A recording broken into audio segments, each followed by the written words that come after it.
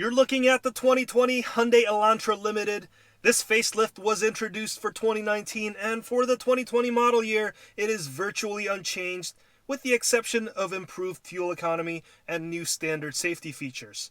And I'm here to tell you my personal likes and dislikes about this car so that you have a better idea before you head to the dealership, take it out for a test drive, and before you buy. My overall impressions: this is the most boring car I've ever driven. And why that's not a bad thing. Let's start with the exterior. I dislike this new face. Let me know in the comments if you agree or disagree. But this new headlight and grille configuration is not my cup of tea. They wanted to go for a sportier look, but I think it ended up the opposite way. I think it looks a bit soft and strange.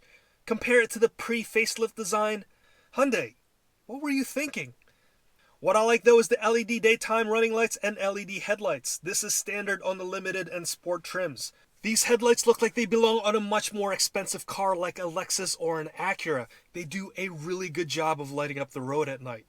And I also like that there's automatic high beam assist in this car. So basically, it'll turn off your high beams automatically if the conditions are right.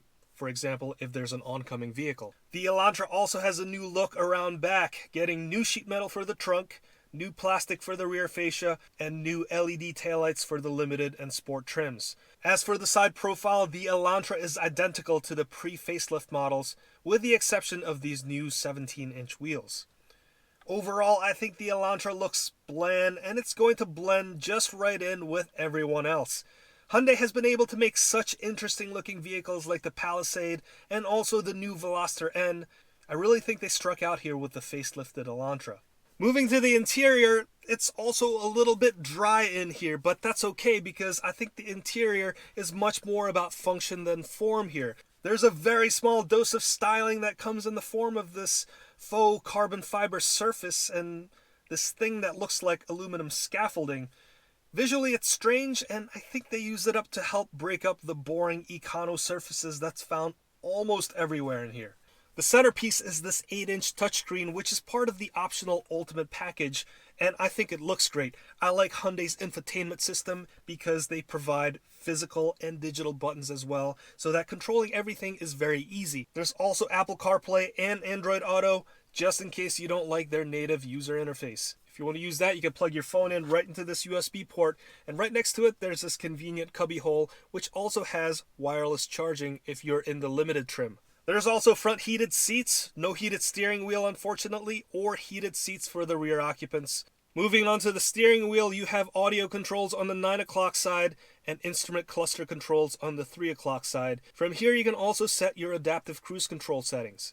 Very nice addition to the 2020 Elantra are the standard safety features. So this thing has forward collision assist, it has lane departure warning, there's also an available blind spot monitoring system and rear cross traffic alert. There's even a feature called safe exit assists, so that if you're getting out of your car, it'll actually warn you if there's oncoming traffic. So what is it like to drive? Well, it's not very exciting because this thing has a 2-liter naturally aspirated 147 horsepower engine and 132 pound-feet of torque.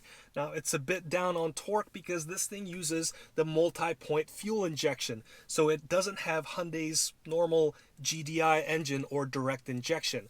The trade-off there is that this should offer better long-term reliability because direct injection engines are known to have carbon buildup in their intake valves. If you do enjoy driving though, you should get the sport trim because that comes equipped with the 1.6 liter turbo GDI engine, and that makes 201 horsepower and 195 pound-feet of torque.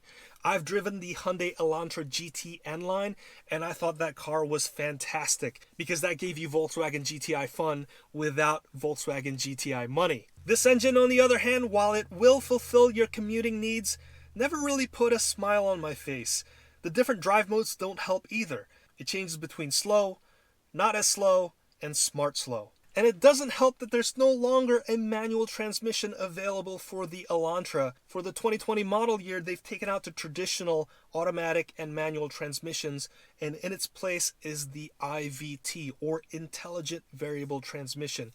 It's basically a CVT or continuously variable transmission, but Hyundai's version has a chain belt instead of a traditional push belt, so apparently that makes it more efficient. And that's really the reason why Hyundai has been able to achieve 30 city, 40 highway, and 34 miles per gallon combined. As for the ride and handling, it rides very comfortably. It can soak up rough roads fairly well. As for the handling, it handles just like any other small, lightweight sedan. It feels nimble and is far more agile than any other crossover on the road. Again, if you like to drive, then go for the Sport trim, because that trim replaces the rear suspension's torsion beam axle with a multi-link independent suspension design. So overall, do I recommend this boring vehicle? 100% yes. If you're looking for a commuter car, an efficient daily driver that's going to be used to eat up thousands of miles in a span of weeks or months and is going to do it on the cheap, this is it. This Elantra Limited, which comes with the optional $3,350 Ultimate Package, dials in at $27,215, and that's after delivery charges. That is an impressively good price considering all of the features that you get in this car. While it may not be a looker inside and out, I believe this interior is highly functional and quite ergonomic. There's also the Hyundai kicker, and that's the industry-leading 10-year, 100,000-mile powertrain warranty. And it gets even better because all new Hyundais now come with a free 3-year, 36,000-mile maintenance included. And that makes this Elantra, and all Hyundais for that matter, a really good deal. So while this is the most boring car I've ever reviewed, this is Hyundai's most important car because this is Hyundai's best-selling model year over year. And selling tons of these means that Hyundai can continue making cars like this one.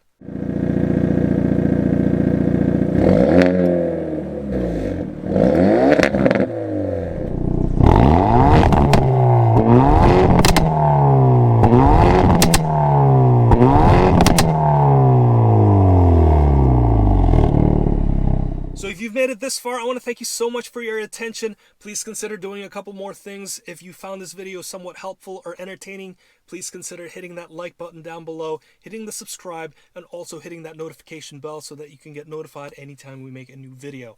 I'm going to wrap this video up right here. I want to thank you so much for watching. This has been the 2020 Hyundai Elantra Limited. My name is Hanson, and I will see you next time.